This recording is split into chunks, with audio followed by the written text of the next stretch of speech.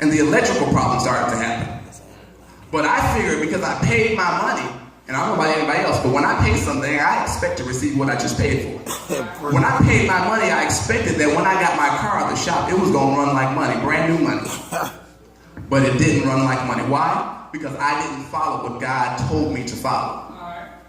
We get in trouble when we try to conceptualize what God is speaking to us in our carnal state.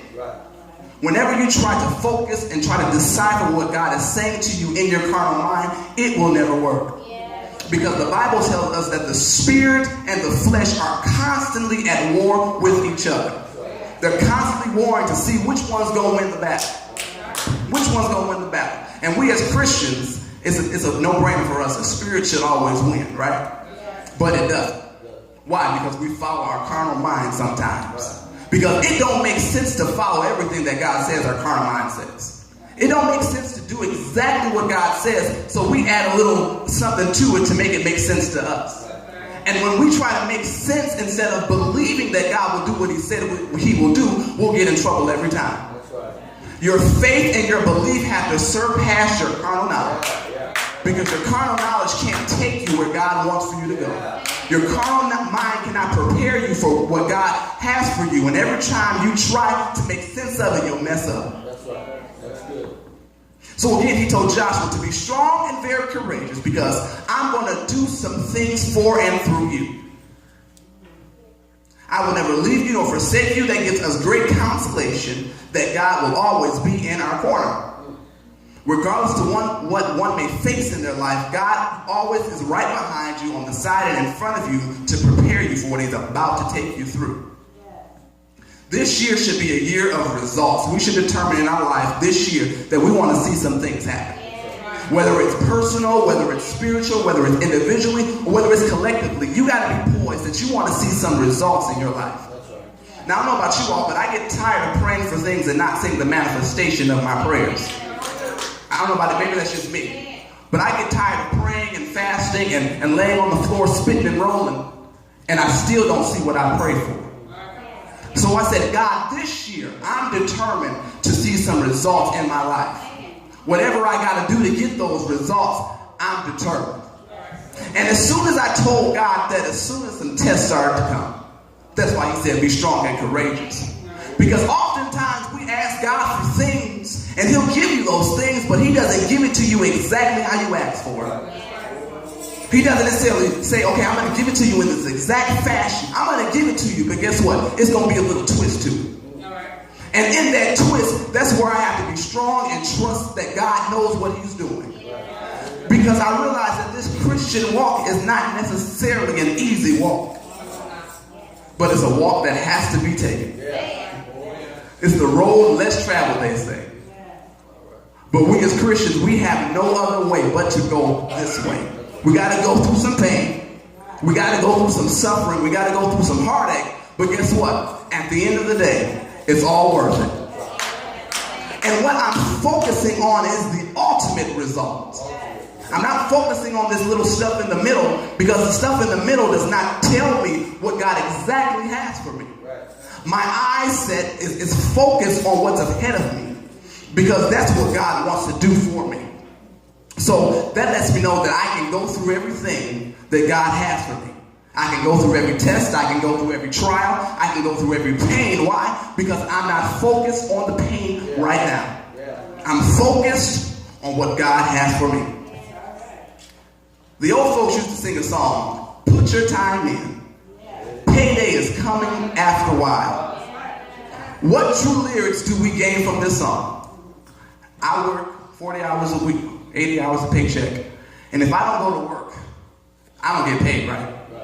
If I don't go to work, my car note won't be paid. My rent won't be paid. None of that's going to be paid if I don't put my time in, right? So the problem with Christians is we expect to receive stuff from God and we don't do anything to get results. We expect to be handed some things. We expect to receive some things. We expect to get some things, but we don't want to go through nothing. I must be in the house because it's a little quiet. I must be talking to somebody. Just put your hand down, your head down if I'm talking to you. We expect God to open the heaven and open the windows and do these miraculous things for us, but we can't come to church. You're right. You're right. We don't want to pay our tithes, elder. Bible study was Bible study. Don't let the pastor call a prayer service. But we want God to do so many great things. But we don't have any stop to reason with God. That you can say, you know what, God, during this time I did what you said. So therefore I need you to do some things. Some of us can't say that. Because we're so used to doing things a certain way that worked for us so long to where we feel as if we've gotten to a place in our life to where we don't have to try nothing else. That we're stuck in this ritual that we don't have to do anything else. But what I realize is even though God isn't changing, the world is changing. Even though God stays the same, the world don't stay the same. So our message is the same, but our methods are different. And that's the problem with the church world. They figured it as if we have to do stuff that we've done because it worked back in 1920. And that's just not going to work in 2015. If you want to see results, you have to do something differently. That's what the definition of insanity is. Constantly doing the same thing over and over and expecting different results. You're not going to get anything different if you don't do anything different. If you want to see growth in your personal life with God, then you got to do something different than going home and watching TV and falling asleep in front of that TV. If you want to see growth. If you want to see your finances grow, you got to start paying your tithes. I know that don't make sense to the world. The world says, I got to give to get. Give to get. I got to give to God so he can get. No, they say, keep what you got. Save what you got so you can have more. It ain't going to work like that. I don't know where the Lord's trying to take us, but we're going somewhere. We're going to wrap it back together. Don't you worry. It's all right. It's good. So again, we can rest assured that we will reap what we sow. If you need love, you sow love. If you need peace, you sow peace. If you need joy, you sow joy. If you need money, and Lord knows I need money. I don't know about anybody else. If you need money, you sow money. As with our text, in order for Joshua to reap the blessing of crossing over the Jordan into the promised land, he had to simply do it. He said, go and stand in the river. That means you have to first get to the river, and then when you get to the river, he said, stand. Now, why, God, would you tell me to stand in a river, which I can imagine by history is rushing with plenty of water? Why would I stand in this river?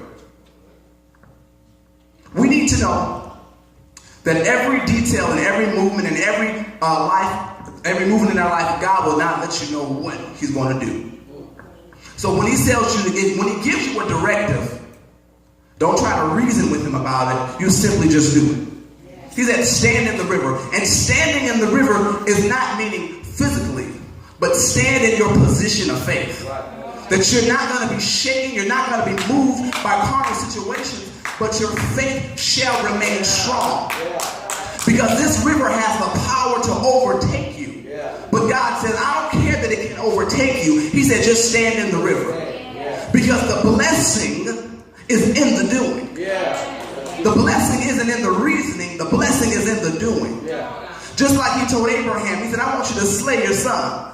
Abraham, he didn't want to do it, but since he believed in God, he said, I'm going to do what God told me to do. The blessing comes from your faith. Some of us have a lack of faith, and that's why we are in the same position that we've always been. If you want to see something different in your life, you got to increase your faith. You got to go up a little higher so that God can begin to do some things for you. That's why he said, Joshua, I need you just to stand in the river. Because in that river, there's something that I have for you. He might tell you, I need you to go somewhere. You might not understand why he's saying, but when you go there, there's going to be something waiting on you. There's going to be somebody there that's waiting on you. It might not be money, but it might be some consolation that you've been needing from God. That's why he said, just stand, just stand, just stand. Don't move, just stand right where you are. I feel like preaching. I feel like preaching, but I won't. Preach. God doesn't operate on man's terms. We have to move when we don't see the next move. Joshua was led to take the land. He said, Joshua in verse 5, consecrate yourselves, For tomorrow the Lord will do some amazing things among you. Keyword consecrate, set apart.